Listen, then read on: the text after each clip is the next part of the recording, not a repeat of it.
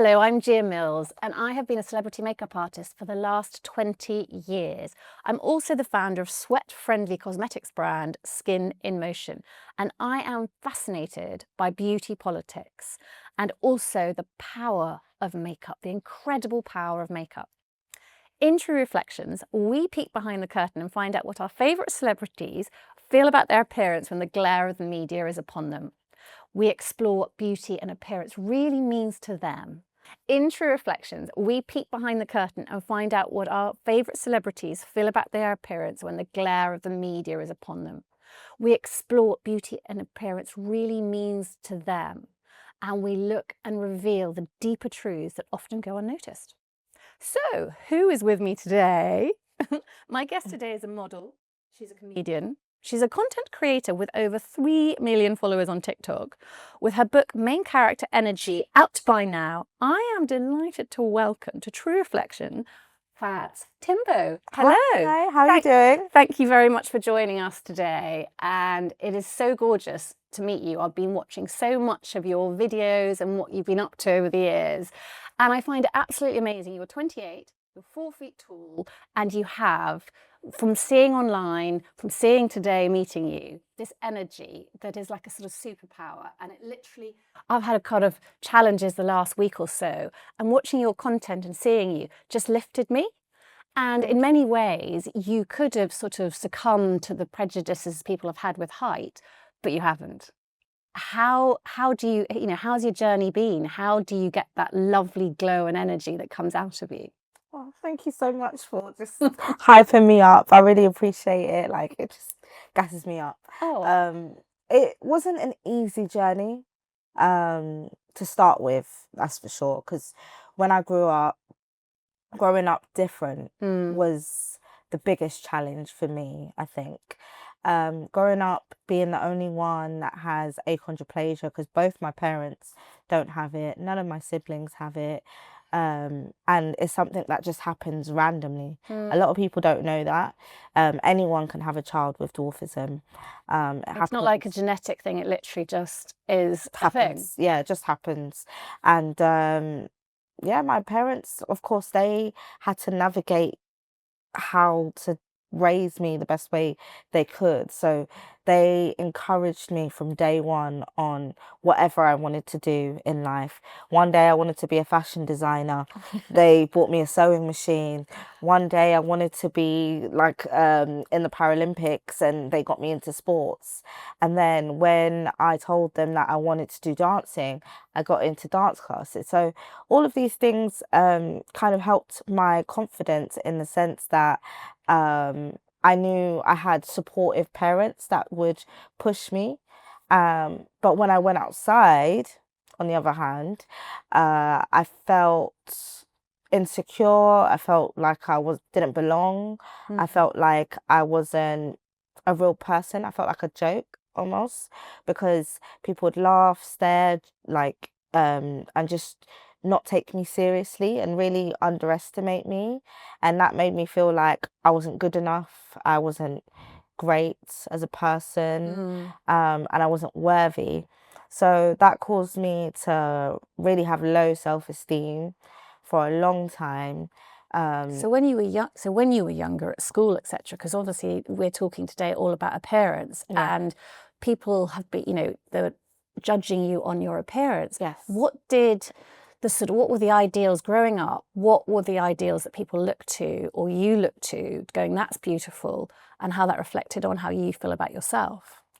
I think not having anyone that looks like me, and every other person, or like tall and skinny, and basically the typical model type body was seen as beautiful, and seen as beautiful, and I'm nothing of that sort. So I'm so far away from that. It made me feel like I'm not desirable and not beautiful. I'll never be beautiful because I'm not that, because I didn't see that. That's not part of my reality, and everyone else is seeing that as beautiful, It's so hard, it affected me. Yeah, I think the media did a lot of women a disservice when we were younger, because you know, I felt that I wasn't attractive because didn't look like Christy Turlington, or I wasn't, and it was like that was the ideal. And if you didn't reach up, if you didn't, no matter where you were on that kind of spectrum, you just felt you fell short, because unless you're one of these models, and you know, so many of us just, you had that horrible feeling that you weren't good enough and you couldn't be lovable. And I think that's, you know, it's so challenging, and how one gets through that. So you growing up, you had, you know, probably challenges from sort of how to make yourself feel good. So did makeup play a part in that, and giving you a bit of confidence to get out and go, right, this is my sort of, you know, my war paint, that I can get out and feel more confident in the world? It absolutely did. When I started, let me be frank, I started stealing my sister's makeup when I was 13. When she would go out of the house and she left her makeup bag, that was my time. You were the little makeup sort of person running in, and Yeah, my lipstick. exactly. And I just go in and, you know, just play around with it. And at the time, that's when beauty gurus started coming out on YouTube. So I used to watch Patricia Bright. Yeah. It's Ray Ray, Jenny Jenkins, and started discovering how to use makeup and learn from them. So I think that's amazing, isn't it? That yeah. whole change of how this sort of stages of how beauty has evolved, and the learning. Oh Because yeah. when I was younger, you literally had the odd magazine, really weird pictures of blue eyeshadows and stuff. And I love how it's evolved, and it's actually, and it's great because it's a real positive, and it's helped people really kind of like, you know, girls now, bloody amazing, you know, I know. amazing at doing makeup. Yeah, absolutely amazing doing makeup now, because there's so much to learn from. There's so many beauty trends that are shown online, and it's so accessible. It's on your phone. Yeah. You know, you could learn how to do so many different looks, and they would tell you the beauty products that you could use and where to get it from. So, Rather than spending the money, making mistakes. But tell me exactly. I love some of your makeup mistakes that you talked about. Tell me, growing up, some of your epic beauty fails, things that you've gone, oh God, I hope no one knows Some of about that. my beauty fails. My sister that I was just talking about, she's lighter than me. Yeah. So I'd use her foundation Ah, and I'd look very ashy. okay. So, but at the time, it didn't matter to me because I was wearing makeup Yeah. and I loved it. But what I didn't realize as well, which is a big issue still, back in the day, they didn't have like makeup for They dark didn't have skinned enough women. diversity and Yeah, range of shades. at all. Yeah. So here's me putting foundation on, thinking, okay, this is what I'm supposed to look like, when I wasn't supposed to look No, like that at all. no. And then when I'm looking online, they saying the same thing. They don't have large shade ranges for dark skin tones, and I'm going to the shop and they don't have it at all. And when I finally have money to buy it, it's not there. Only a select few beauty brands did have it. So when I saw it, I was so excited, and Yeah. I was able to, you know, look how I'm supposed to look. Because it's been the kind of the sort of patriarchal hierarchy of society that sort of dictated that a sort of very small group of people who have pale skin, straight hair, blonde, you know, that sort of look, that's the ideal of beauty. So we're not going to cater to others. But what's so good now is that there's been a lot of people who have just stood up and really sort of fought to have that full diversity, and everyone to feel included, and everyone to be seen, and to just, everyone can identify with someone in the media who looks like them, and makeup's followed that. And I love that, like, you know, with Fenty, etc., how they have all the shades. It's incredible. And I think it now means that less people are going to have the makeup fails. And there is another thing that I loved you told me about, that you had you used an interesting eyebrow colour in the Oh yeah. dark. Oh yeah. Very interesting. Tell me about that one. One day I was rushing my makeup without my light. Yes. I suggest highly using a light when you're doing your makeup, because you want to see how your makeup looks in different lighting. So I didn't this particular day. I picked up a makeup pencil, thought it was eyebrow pencil, put it on my eyebrows. When I got on set, they said, "Oh, your eyebrows look a bit purple." I looked in the mirror and I was horrified to see that I had purple eyebrows. Honestly, Had you don't been on the tube? it. Had you been out and about? Had anyone actually seen you? Absolutely. Oh, good. Oh, nice. I love that. So you're standing on the tube and you're thinking, oh, these boys are checking me out.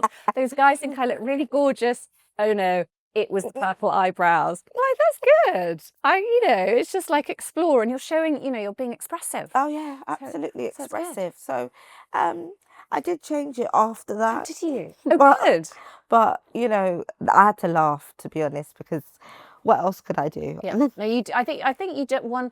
The good thing you have, I think humor is one of your superpowers because I think it disarms people very quickly. When you get them laughing, it just lifts the whole thing. I feel with you is you just lift people's spirits and you make them feel great. Like when I was giggling away watching your stuff, and I think humor is good. So even if you are, you don't want to wear purple eyebrows, purple eyebrows, but it's something that gives you that sort of, you give that humor. Has that always been something that you've been like a sort of cheeky sort of Always been like that, to be honest. I think it's my parents, they laugh at everything. I think we don't like to be sad or complain or be victims in life. Yeah. I think That's a really good point. we like to laugh at things, and we like to laugh at our misery, basically. And I think it's a good way of dealing with negativity, is a good way of dealing with life sometimes, because life can be very serious all the time. Yeah. And why be serious all the time? Sometimes laugh a little, sometimes see the humor in things. So that's what they taught me a lot of that, really. And watching funny stuff with them, and we're just laughing as a family, it just taught me that Well, it shifts the gear, doesn't Yeah. it? It shifts that gear. You kind of come out of that quagmire of ugh, and then you just feel more joyful. Oh yeah. And another thing that for me, what's joyful is makeup, and I love that feeling. And I'd love to know a bit more about what products you use. And you said before that people say to you, you don't need to wear makeup. You've got perfect skin. Why do you wear it? Tell me more about your makeup, what you use, why you use it. I'd love to know more about that. So I love using E.L.F primer. Okay. I love how tacky it is. The Hydro primer, I've got so that one. nice. It's really good. And E.L.F is very affordable as well. I find that you don't always have to break the bank to use the best beauty products. Totally. But there are some very good high-end ones as well. So I tend to do my eyebrows.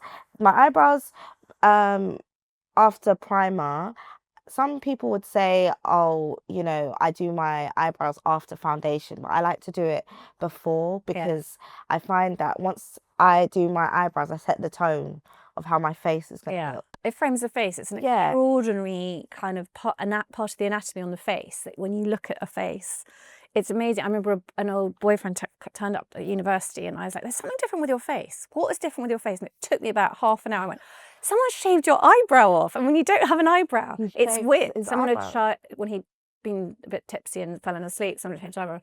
And it's amazing. An eyebrow is so important that you don't realise. And so I love that you start with your eyebrow. I like that. Absolutely start, and then I conceal them. Right, so I might have a little bit of a halo because I use a lighter shade of concealer, but it really shapes and carves out the eyebrow. And then depending on if I'm using depending on whether I'm using eyeshadow, I might do the eyeshadow next. If I'm not doing it, then I'll do my foundation. Because it's always good not to do your eyeshadow after your foundation, because if it drops, I mean, makeup artists, they always start with, the eyes, and then you clean up, and then you put your foundation on. Exactly. So from all the makeup videos that I've watched, I've learned that is the best routine for me as a person, because I love using eyeshadow. I love how it makes my eyes look good, and I love using Huda Beauty, Makeup Revolution. They have Yeah. amazing palettes. P.Louise. Yeah. Oh, I don't know absolutely. much about P.Louise. Tell me. P.Louise, Yeah. she is amazing. I think that her beauty products and how creative the packaging is, it's really nice. I need to check that And out. it's very cute as well. It's definitely targeted to, I'd say, like fun. A lot of young girls use it because of how pink her packaging is, but the quality of her makeup as well, especially if you want it to last. The eyeshadows she uses so many bright different stuff, and Because you've got beautiful, expressive eyes. And so, it's like having that feature that you want to bring alive. And oh you yeah, can have so much fun with your eyes. And I've seen lots of sort of stuff you've done. And I think it's a wonderful thing when you've got beautiful, bright eyes. It's like, that is my focal point, and let's work on that. So you can get quite creative with it. 100%. And I used to get made fun out of for my eyes as Really? well. People used to call me big eyes, golf ball eyes. Oh, your eyes are so big. And now I've turned it into, like with makeup, I've turned it into one of my favorite features of my face, because I've got so much lid space, and I could use that lid space to use with eyeshadow. So I turned that negative into a positive. So I think also you've talked about when you were growing up, people weren't always that kind from an appearance point of view. I want to return back to your makeup products, but I think it's important for people to, to tell your journey. And what's incredible in your book, what I love is that you do, you really talk about how you've overcome all this adversity. And there were some things that happened to you that were so cruel. And there was an instance when you were put in a bin. Industrial bin, yeah. And tell me about that, because that just really made me so angry and upset when I heard about that. So it was after school, and these group of boys thought it would be funny to pick me up and put me in an industrial bin and close me in there. And I was crying and crying and crying, and luckily my friends got me out. How old were you? But I think I was about 14. Okay. I must have been 14. And, it really ruined my self-esteem at the time, like absolutely ruined me. I reported it to the teachers, but still the damage had already been done, because it made me feel like, wow, I've never heard or I've never experienced something so cruel in my life. Is this how... It's humiliating on so many levels. Absolutely. And yeah, it affected me so much, because it was just, how can people be so cruel in life? What would you do if you could now? Would you put those guys in a bin now? Or would you just laugh at them? What would you do? I was so quick to say yes, but no. No, because I feel like I've matured in the sense that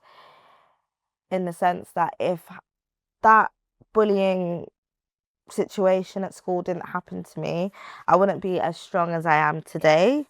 I think in life, the strongest people have gone through the craziest things in life. Yeah.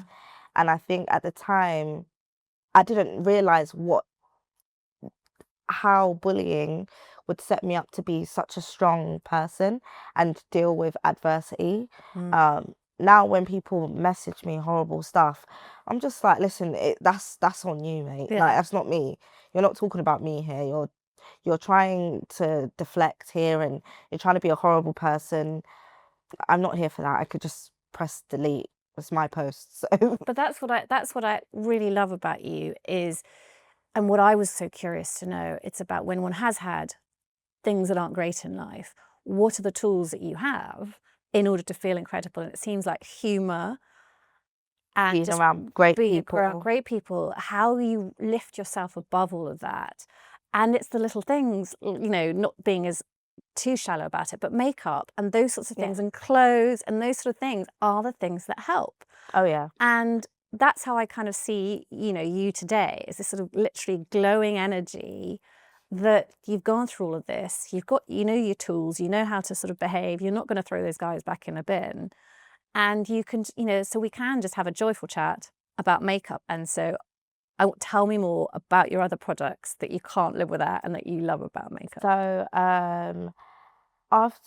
So foundation, it depends on what day. It might be Huda, it might be Fenty, it might be NARS. NARS is light reflecting. Yeah. I love how light it feels on your face. Yeah. That feels nice because you're already putting loads of makeup on your face, but the NARS one is so lightweight. It's just so nice. Because I think it's nice when you don't feel, not feeling like you're wearing makeup, you just know it's on, Yeah. but you feel that confidence. Yeah, so I would say NARS is probably my favorite, but I don't wear it every day. Yeah. My everyday one is Fenty. Like I love Fenty. It has my perfect shade range because of how wide the shade ranges are. And Yes, then owning a beauty brand, it's great that she's managed to do that because it's really expensive as a brand having so many shades, because there are bound to be some that do and don't, different sort of, very unique tones that don't get used. But it's great that she's been able to come along and do these shades. And so many women I've interviewed say the same thing. It's just the shade range is incredible. And it's so laudable for doing that. Absolutely, because she does the lightest of the lightest people, like albino people, people with albinism, and people that have super dark skin. And I think it's just amazing to be able to cater, and those in between as well. So it's amazing to cater for so many groups of people. Like, it's not just women that wear makeup, men too. So yeah, it's amazing how I do well she's done. I do lots of male grooming, lots of men for red carpet and stuff, and they want to know what to use. And if you can direct them to counters of places that they can get really well served and people can match their skin directly, because with men, even more than women, I would say, is you don't want it to be detectable. So they need to have the really perfect match. So Fenty is great for men. So if there are any men listening, it's like, go to your Fenty counter, because they'll be able to get that really good match so people won't be able to notice it's on. So important. 100%. That's a great tip, actually. So tell me also, do you find today that the sort of how media and society, is it a lot more open? It seems to be, but tell me from your experience how that sort of acceptance, and you're a person that other people can look to as giving as someone that they can look to in the media and go, I want to look like that. You are representing a group of people.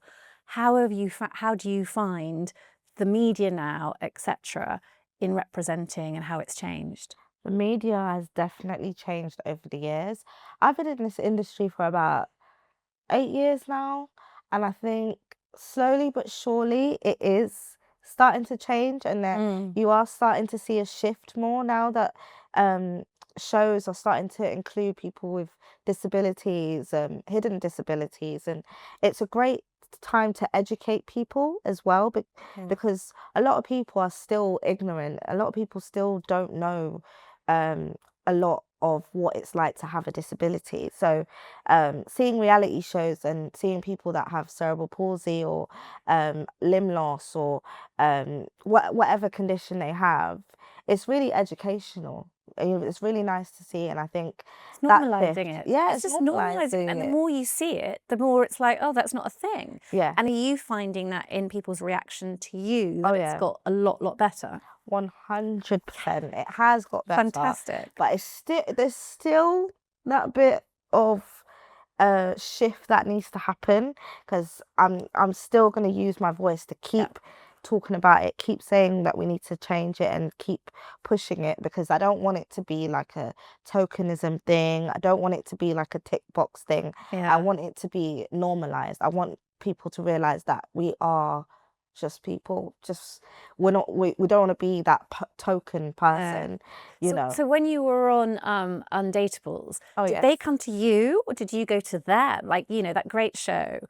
And did you feel that this was something that you wanted to step into that, or did they come to you and sort of think we need to kind of cover off, different sort of diversity? How did that? So they came to me. Initially, I said no, because I wasn't a fan of the name, but I was a fan of the show. Yeah. And I absolutely loved the representation they had on the show. That was my first time actually seeing the first ever black little woman on TV Yeah. ever. And I remember screaming to my dad, saying, "Oh my God, she looks like me, Dad. She looks like me." And he was just looking at me so happy. Now I know why, because it's like, oh my God, she was so excited. Finally, someone's representing Yes, you, and that feels good. exactly. So when I changed my mind about the Undateables, I remember that feeling when I saw Mary Russell, and I thought to myself, if I can give that feeling to somebody else, then it's worth going on the show. Yeah. It's worth it, you know, despite the name.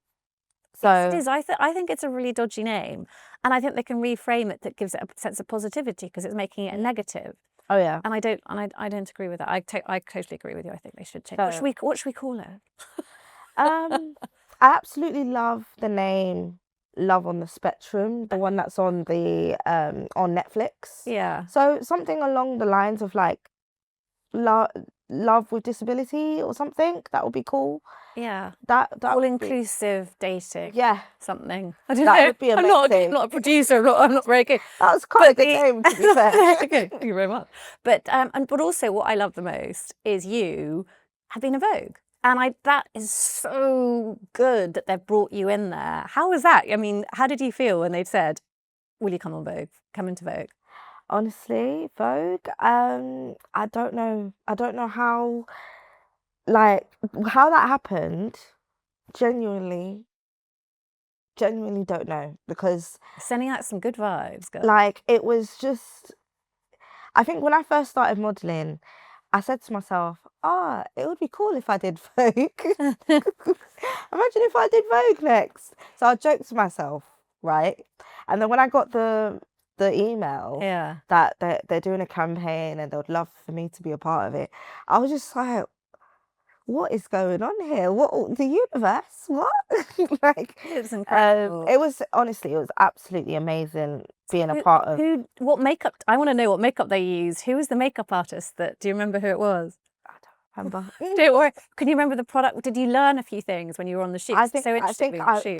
that day I was probably on autopilot, because the way I was feeling, I was just so shocked that I was even there. And I was just like, but happy with the pictures. so happy with the pictures, extremely happy with the pictures.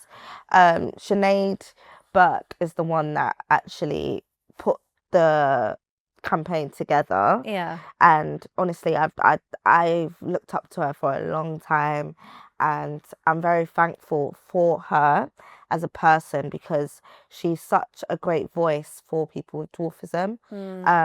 She is such a big inspiration for a lot of people with dwarfism, and I think without her I wouldn't have been able to do it. So yeah, It's the pioneers, isn't it? It's someone who's come before you, who's had to push hard. You're coming behind pushing, so that the people behind you, the push is slightly less. And it's so laudable. But the last question I want to have for you is, you did on Mastermind Tina Turner. oh no, I'm Mastermind, are we obsessed. talking about that? No, I'm obsessed with Tina Turner. I didn't actually watch. I want to go and watch it. I haven't watched it. don't. What? No, watch it. I love Tina Turner because I love how she broke the mold. She was an older, woman of color back in the day where it was such a patriarchal music scene, and she broke it. What do you love about Tina? Oh, I love her singing. I love how flamboyant she is. She's just so boisterous in such a great way. Like, I just love everything about her. She just embodies everything that I want to be in life. Yeah. And, to be able to have her as my specialist subject was very cool. I'm not going to spoil it for anyone that hasn't seen it, but I forgot everything. Just watching the musical's not going to help necessarily on the answering the question. You know what it is? It's that one bright light and the darkness. Okay. My God, that not shocks me, but it just It puts you under pressure at home. me off. If you could ask me what my name was at the time, I'd say pass. That's how bad I did. It was Well, I'm definitely gonna watch it. so bad. I'm gonna see if I can answer it at home. I might put a bright light on myself and see how I can answer. Oh, terrible. But listen, I read the book. I did everything. you did everything. I'm gonna watch it, and I'm gonna text you and tell you how many I got right and wrong. But listen, it's been so gorgeous chatting to you, and you literally have this sort of energy that just comes across, and you are just like this enormous superpower of kind of positivity. And thank you for coming along, sharing what makeup you use, your makeup fails, your story. And I hope everyone's who's been listening or watching this really kind of gets that little buzz, that you sort of energy you send out. Thank you so much. Thank you so much. Massive thanks to Fats Timbo. Her book, Main Character Energy, is out by now. That's it for True Reflections this week. If you enjoyed today's episode, please subscribe wherever you're watching or listening. You can find me across your social media by searching @True Reflections Podcast. You can also explore my Skin Emotion cosmetics range to help boost your confidence at skin.in.motion on all your social channels. I will be back next week with another celebrity to talk through their beauty experiences, their favourite products, and delve deeper into how the ideals of beauty shapes not just our physical appearance, but the core of our identities. Until then, have a lovely week.